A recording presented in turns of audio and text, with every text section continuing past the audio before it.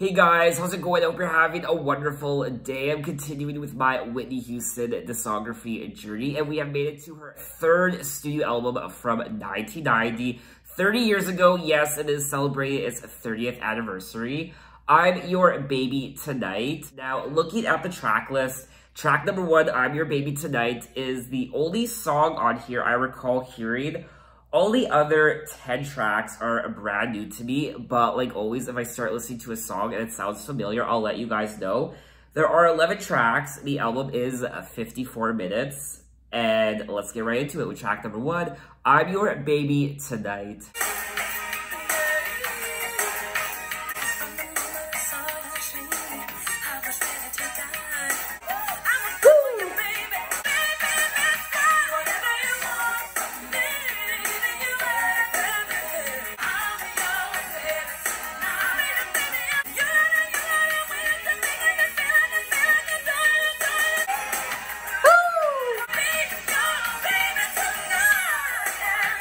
Alrighty, so that was track number 1, I'm Your Baby Tonight, and I've always enjoyed this song. I remember hearing it for the first time at my very first job. This was 10 years ago, and every time I hear this song now, it takes me back to my very first job when I first heard it. My first job, the place I worked at, played a lot of 80s songs and some songs from the 90s, and this was one of them, and I've always enjoyed it. It's a great feel-good song, puts you in a good mood. Hey, you just saw for yourself, put me in a good mood. I was bouncing up and down my yoga ball like a crazy man, like always. And I just really enjoy it. So now let's move on to track number 2, My Name Is Not Susan.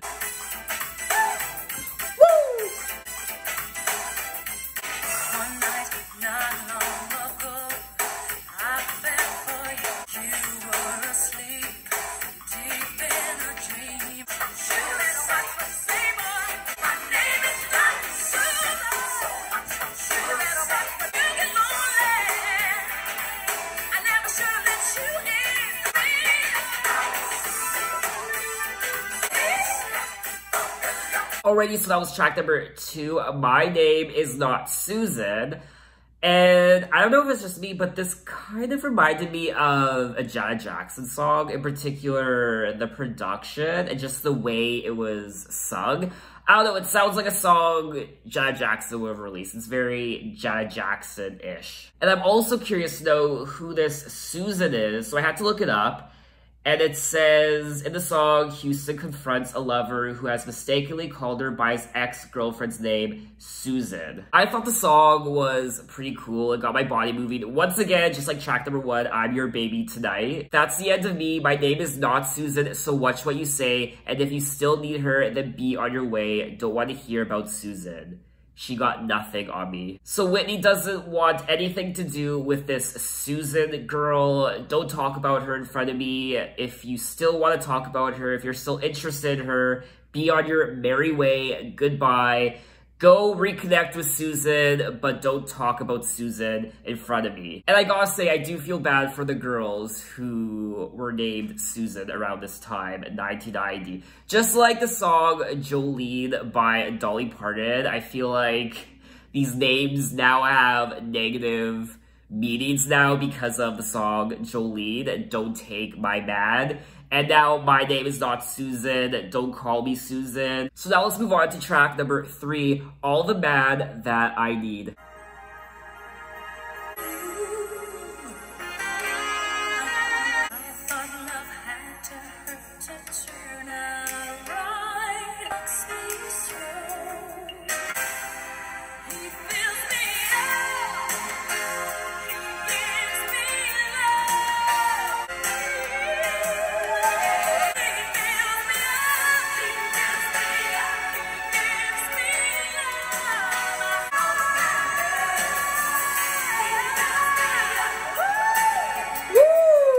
Okay, and that was track number 3, All the Man That I Need, a nice little power ballad, and I liked it. I thought love had to hurt to turn out right, but now he's here. It's not the same. It's not the same. He fills me up. He gives me love, more love than I've ever seen. He's all I got. It's a beautiful song. It's in my opinion, a classic Whitney Houston ballad. When I first started listening to the chorus of this song, it kind of rang a bell in my head. It sounded familiar. There was something about the melody that sounded very familiar. So I feel like I probably heard this song before, but at the same time, it sounds brand new because I don't even know when or where I heard this song before. And I will say, I am 3 tracks into the album so far, and I'm liking it. I'm having fun. I'm enjoying myself. It's pleasant to listen to.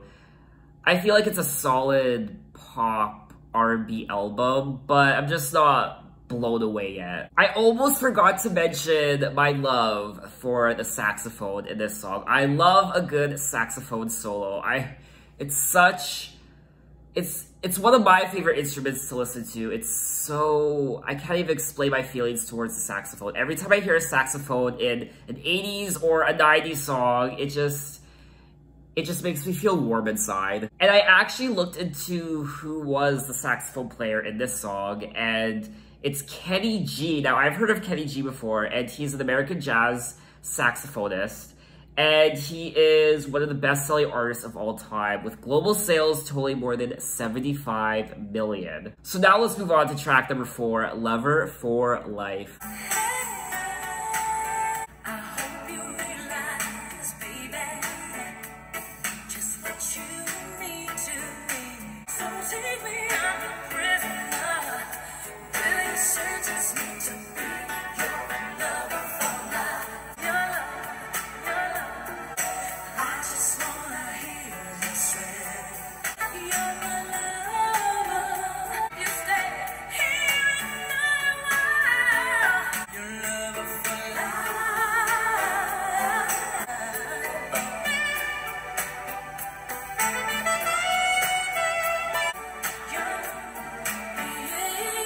Alrighty, so that was track number 4, Lover for Life, and I like the lyrics in this song in particular. I like how she uses the metaphor of a courtroom of sorts, and she says, "You heard my testimony, you see my evidence. Hey, it's a crime of passion every sense, and justice would be served if you stay here in my world. So take me, I'm your prisoner. Will you sentence me to be your lover for life?"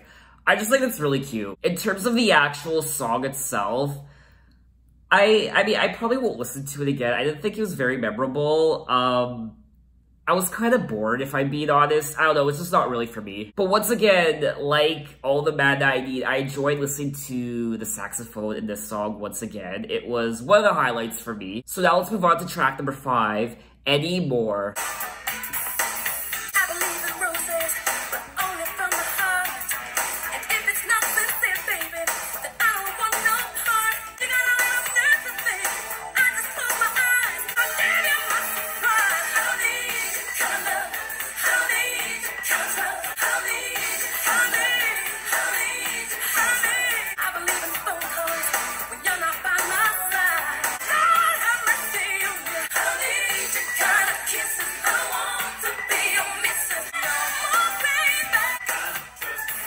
Alrighty, so that was track number 5, Anymore, and I really liked Whitney's voice in this song because she sounded very fierce and she sounded extremely confident with what she was singing because she's saying, "I don't want you anymore, I don't need, I don't want you, I don't need, I don't want you. I don't need that kind of love, I don't want your kind of love." She sounded like she meant business in this song, which I really enjoyed. I mean, this is another song I enjoyed listening to, but I don't know, so far I feel like there's something missing. I feel like the magic touch isn't there. I don't know, compared to her other album, Whitney, and her debut album, there's just, I don't know, I feel like there's something missing from this album, and I can't really put my finger on it. I don't know if I'm the only one. All the songs have been consistent so far, but like I said before, they're not really wowing me. I am looking at the reviews for this album, just to kind of get a grasp of what other people were saying when this album was released, and it's looking like the response was overwhelmingly negative. I'm seeing a lot of 2 out of 5, unfavorable, 5 out of 10, negative, so a lot of negative reviews, which I don't pay any mind to reviews. I always like to form my own opinion. I always like to give an album the benefit of the doubt, and There have been albums that I've really enjoyed that critics didn't, and there were albums that critics loved that I didn't necessarily like. So it just comes down to your own taste and what you enjoy when it comes to music, and this album isn't really doing it for me. I will say though, I've really enjoyed the production of these songs. But anyway, let's move on to track number 6, Miracle.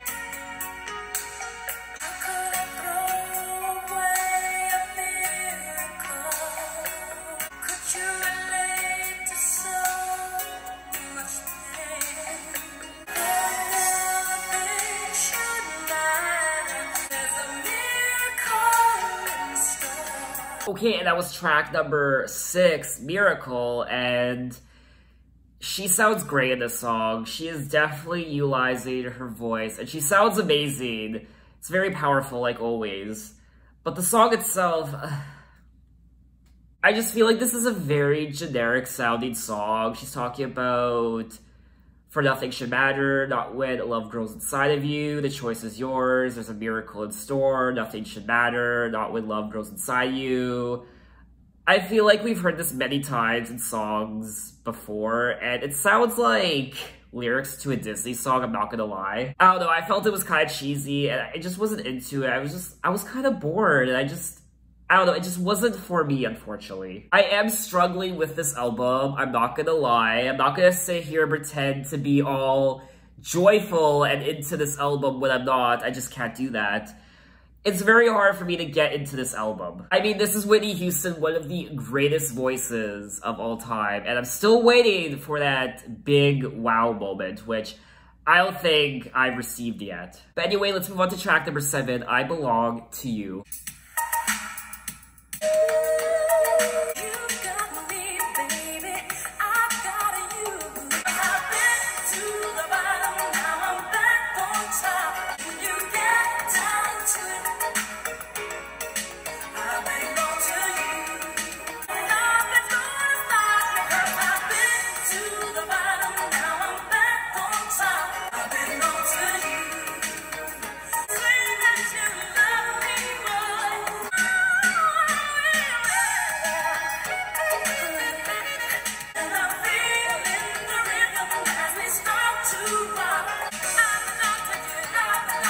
Alrighty, so it's track number 7, I Belong to You, and I actually enjoyed this song. I liked it a lot more than the last 3 songs, and to me, it was really enjoyable to listen to. This might be one of my favorite tracks on the album so far. This song did keep me interested for the whole 5 minutes, so that's a plus. So we will now move on to track number 8, Who Do You Love?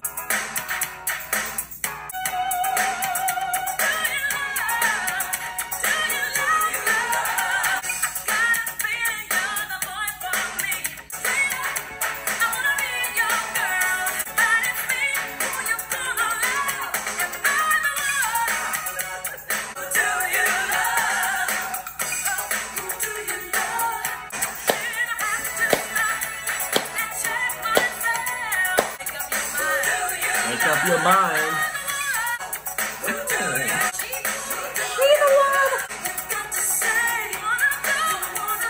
Alrighty, so that was track number 8, Who Do You Love? And I had a lot of fun listening to this song. Probably the most fun I've had so far listening to any of these songs. And it was a good time. This is probably one of my favorite tracks on the album so far. It was kind of taking me back to her prior album, Whitney. So now let's move on to track number 9, We Didn't Know. Now this is with Stevie Wonder, a duet with Stevie Wonder. I'm really excited for this, so let's get into it.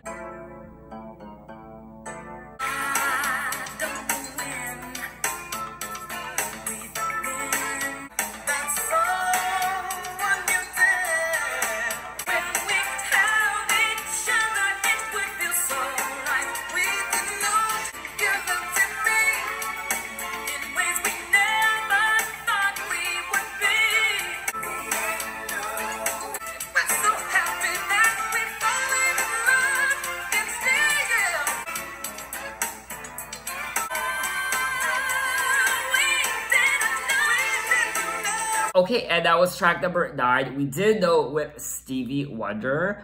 I enjoyed listening to the song. I always love listening to Stevie Wonder's voice. I think that is why I enjoy listening to this song. More so because of Stevie Wonder and his voice. His voice is always pleasant to listen to. To me, I feel like this might also be one of the highlights on the album so far. So we will now move on to track number 10, After We Make Love. Such a long time for a love that's real to come my way. After we make love, you turn my life around in just one day. Just one kiss, you take my breath away.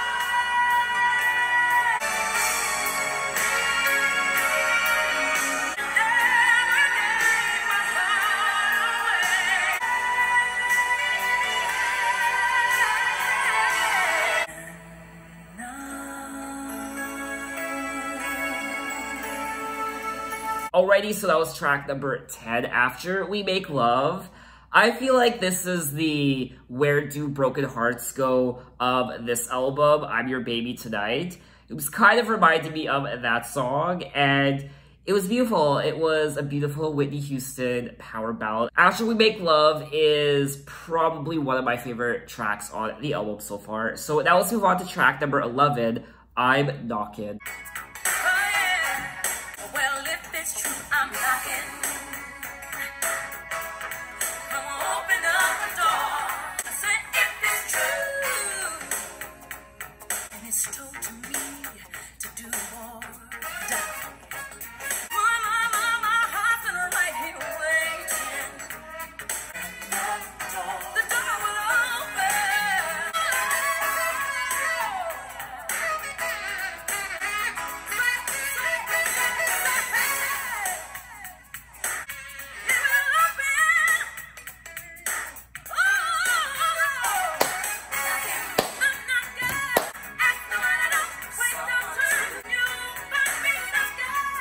Okay, and that was the final track of the album, I'm Knockin', and why did I like that song so much? I don't know why. I feel like I've said this multiple times during this video, but this song also, I feel like, is one of the highlights on the album. This one actually might be one of my favorite tracks. I really loved this song. I don't know if I'm overreacting, but this was a really great tune. And it's really interesting because after listening to this song, I'm Knockin', I now am motivated and energized to listen to more songs from this album, but unfortunately, this is the last track and there's no more left. So it was a really interesting journey listening to this album. We started off strong, and then I wasn't really interested in the middle half of this album. I wasn't a fan, it wasn't sticking to me, and I wasn't impressed. And I wasn't really motivated to continue on because I wasn't the most excited to continue on with the album, but I knew I had to. But once we hit, you know, track number 7, that's where it started to pick up and got better. So I like the first half, I like the end half, but the middle, to me, nah. And I still don't know why I love the track I'm Knockin' so much. It just really resonated with me, and I gotta say, after taking a couple minutes to digest the album, I'm Knockin' is one of my favorite tracks on the album. I liked the production on all the songs, especially the saxophone. I mean, like I said before, the saxophone always puts me in a good mood. Her voice, Whitney's voice, sounded great, like always. And out of the 3 Whitney albums I've listened to so far, her debut and her second album, Whitney, and now this album, her third album, I'm Your Baby Tonight, as to where they rank on my list of favorite Whitney Houston albums so far, out of the 3, I don't know yet. Like always, I'm gonna have to listen to the albums again to form a more concrete opinion. But this one, I'm Your Baby Tonight, might be my least favorite out of the 3 albums I've listened to so far. There are definitely a few songs I would go back to and add to my Whitney Houston playlist, but quite a few of them, I mean, I already forget what quite a few of them sounded like.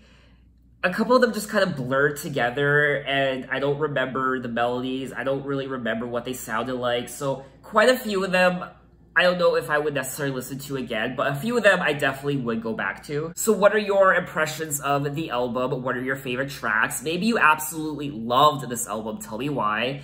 Maybe you absolutely hated it. Again, tell me why. In my opinion, though, I just thought it was okay. If anything, I just wish there were more memorable songs. So now that we're done with I'm Your Baby Tonight, we will now be moving on to her next album, which is the big soundtrack album from The Bodyguard.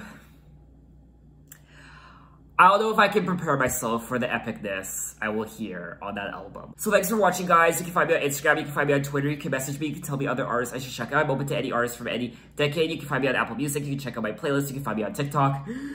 And that's that. So thanks for watching, guys. I'll see you next time. Bye-bye.